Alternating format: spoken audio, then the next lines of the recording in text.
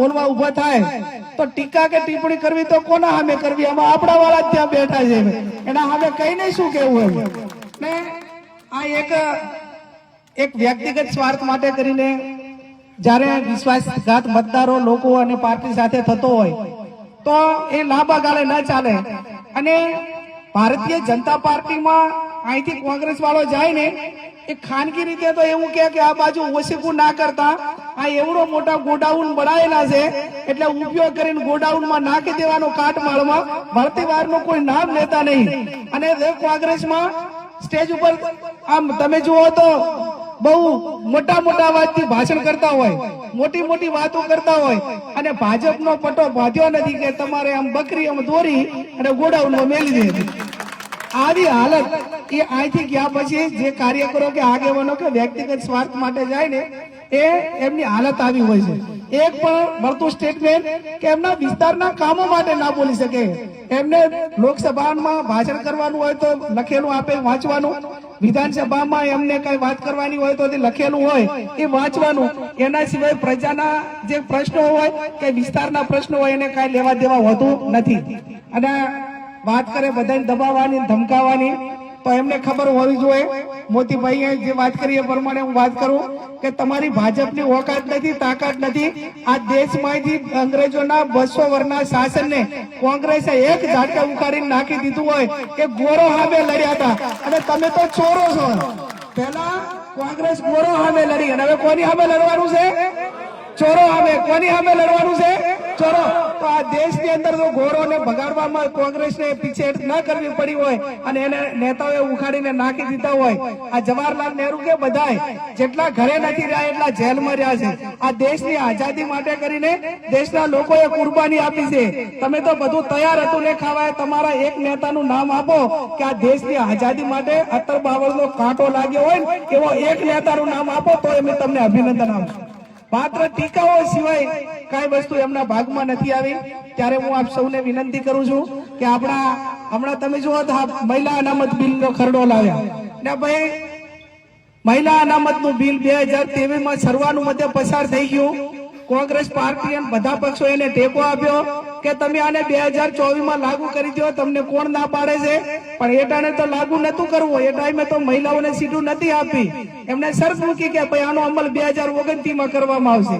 તો 2029 માં એનો અમલ કરવાનો હતો તો એના પછી 3-4 સત્રો મળ્યા. શા માટે તમે સંશોધન બિલ ના લાવ્યા? પણ આ તો 5 રાજ્યોની ચૂંટણી હતી અને 5 રાજ્યોની ચૂંટણી હતી એટલે સંસદ સભ્યો બધા એંગેજ હોય અને ત્યાં દેશમાં મહિલાઓના વોટ લેવા માટે કરીને 3 બિલ ભેગા લાવ્યા. એક બાજુ સીમાંકન કરવાનું, એક બાજુ વસ્તી ગણતરી કરવાની અને એક બાજુ મહિલા સંશોધન બિલને બહાલી આપવાની. તમારે મહિલાઓને અનામત આપવા માટેની તમારી મહેચ્છા હોય, તમારી ઈચ્છા શક્તિ હોય તો કોંગ્રેસે તો 2023 માં કહી દીધું કે તમે આજથી કરીને એનો અમલ કરો. પણ મહિલાઓને હક અધિકાર આપવા નથી.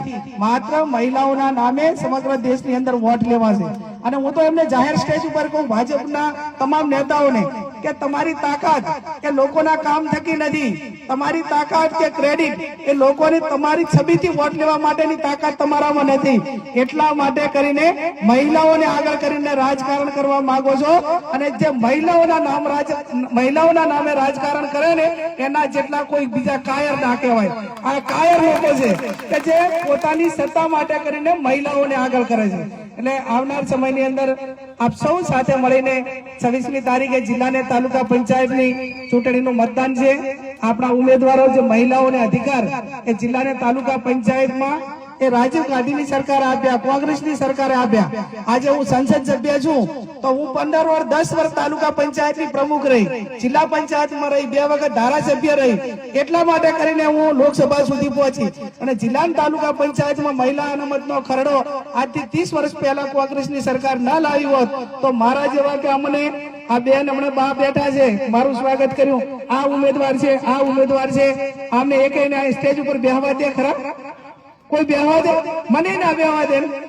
આ તો ચૂંટણી સંસદ સભ્ય થઈ એટલે, નહીતર તો બાપુ રિયાલિટી ના. પછી એમાં ગમે તે હોય પણ મહિલાઓને હકને અધિકાર જો કોઈ આપ્યા હોય તો એ કોંગ્રેસ પાર્ટીએ એને ઉદાહરણ આ ઉમેદવારો આજે સ્ટેજ ઉપર બેઠા છે, તમને બધાને વોટ માટે કરીને વિનંતી કરે છે. એનું નામ મહિલા સશક્તિકરણ કહેવાય કે ભાઈ જિલ્લામાં, તાલુકામાં અને નગરપાલિકાઓમાં અનામત આપો તો મહિલાઓ પોતે વહીવટ કરવા માટે સક્ષમ બને અને લોકોની સેવા કરવામાં નાના મોટા અનુભવના આધારે એ આગળ વધી શકે. આ કામ એ કોંગ્રેસ પાર્ટીએ કર્યું. અહીંયા આમ તો ધમકીની વાત વારંવાર થાય કે ભાજપના અધિકારીઓના વહીવટી તંત્ર બધા ધમકી આપે છે. અને હમણાં અમારે એક સીટ ઉપર ઉમેદવારને ફોર્મ પાછું ખેંચાવવા માટે કરીને આખું પોલીસનું વહીવટી તંત્ર ગયું. આ પોલીસની છબી અને પોલીસને જો ખરાબ કરી હોય ને એની ક્રેડિટ બગાડી હોય ને તો આ છેલ્લા 10-15 વર્ષમાં જે ભાજપે બગાડી ને એટલી કોઈ સરકારે એક બગાડી હોય કે જેને પોલીસને પોલીસનું કામ કરવા દેતા નથી. કોના ઉપર ધમકીઓ આપવાની, કોના ઉપર વસ્તી ભેગી કરાવવાની, ક્યાં હપ્તા ઉઘરાવવાના, કોના ઉપર કેસ કરવાના, સાચા કે ખોટા, આ કામ પોલીસનું નથી.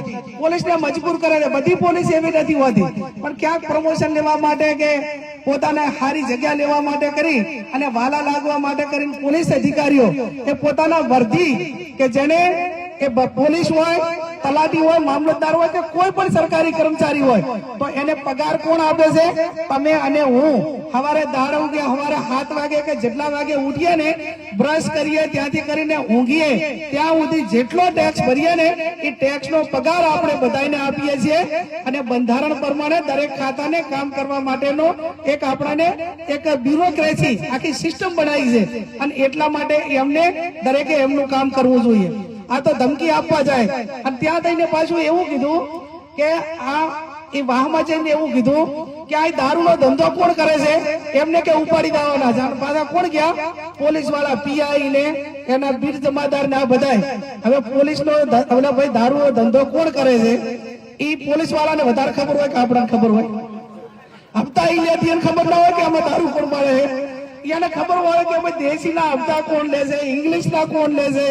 એના ગાડીઓ ચલાવવા માટે જે તમે ગાડીઓની લાઈન નીકળે ને તો પોલીસને કોઈ ગુનેગારોને પકડવા માટેનું વોટ્સએપ ગ્રુપ ના ચાલે, પણ પોલીસને આખી લાઈનની ગાડીઓ ચાલે છે ને એ આખું વોટ્સએપ ગ્રુપ ચાલે કે ભાઈ હવે અહીંથી ગાડી પસાર થઈ અને બનાસકાંઠાથી નીકળી છે એટલે દસાડા થઈને સૌરાષ્ટ્રમાં જવાની છે કે જે તે પોલીસના તાબામાં આવતી હોય ને પસાર કરવાની. આ તો રાજા રજવાડાની વાતમાં તમે જો આવી સિસ્ટમ ચાલે પોલીસ ખાતા.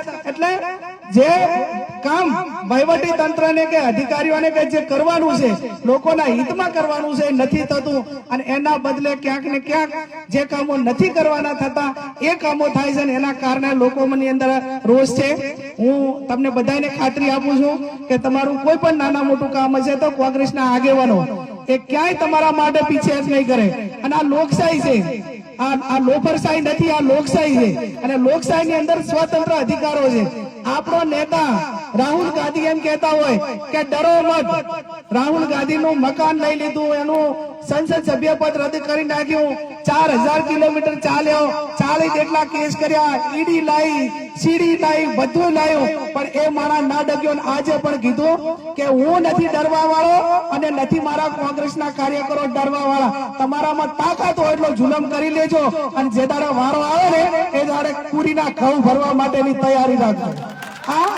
આ એક વાસ્તવિકતા છે કે જુલમ જ્યારે અતિ અન્યાય થાય, અતિ રેટ થાય ત્યારે ભગવાન કૃષ્ણએ પણ કીધું છે કે જ્યાં અધર્મ વધી જાય, જ્યાં અસત્ય વધી જાય, જ્યાં અત્યાચારો વધી જાય ત્યાં ભગવાન પરમાત્માએ પણ કીધું છે કે એ જન્મ લેશે. અને એટલે ભગવાન કૃષ્ણએ કીધું છે કે ઉઠો પાર્થ ઉઠાવો બાણ, હવે તો યુદ્ધ એ જ કલ્યાણ. અને આ લોકોની સામે યુદ્ધ એ જ કલ્યાણ. અને યુદ્ધ એટલે આપણે કોઈ હથિયારનું યુદ્ધ નથી કરવાનું, આપણે કોઈ દાદાગીરીનું યુદ્ધ નથી કરવાનું, આપણે કોઈ હિંસાઓ નથી કરવાની, પણ આપણાને લોકશાહીમાં બંધારણમાં જે મતાધિકાર મળેલો છે એ મતાધિકાર થકી આપણે એમને જવાબ આપવાનો છે.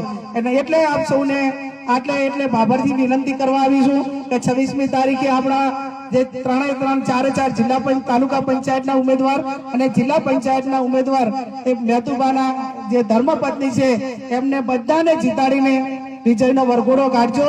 આ દસાડા એટલા માટે કે દસાડા સાથે મારો બાપુ આમ જૂનો નાતો છે. કે 1975 માં મારા ફાધર એ તાલુકા પંચાયતના સભ્ય હતા અને એમને દસાડા જાગીરે ત્યાં માનસી બાપુ અમારા દિયોદર દરબાર કે એ તાલુકા પંચાયતના પ્રમુખ થવાના હતા અને એ બધા સભ્યો હતા ને એમને મારા ફાધરને બધાને 1 મહિનો દસાડા મહેમાનગતિ કરાવી હતી, ભવ્ય મહેમાનગતિ કરાવી હતી. અને આજે પણ અમારા વડવાઓ વાત કરે છે કે એ ભૂમિ છે કે જ્યાં મહેમાનો માટે કરીને માંડ હોય, લોકશાહીની એક પ્રણાલિકા હોય અને એક જાગીરદાર તરીકે શોભે એવું વિસ્તારમાં નેતૃત્વ હોય. એ નેતૃત્વ થકી જ્યારે અમને પ્રેરણા મળી હોય ત્યારે એ પ્રેરણાને આગળ વધારવા માટેના પ્રયત્નો કરીશું અને આ દસાડાની ભૂમિનું અમારા ઉપર ઋણ છે એ ઋણ ઉતારવા માટેના પણ પૂરેપૂરા પ્રયત્નો કરીશું. આ બધા ઉમેદવારોને જંગી બહુમતીથી જીતાડો એ શબ્દ સાથે આપ સૌનો ખૂબ ખૂબ હૃદયપૂર્વક આભાર.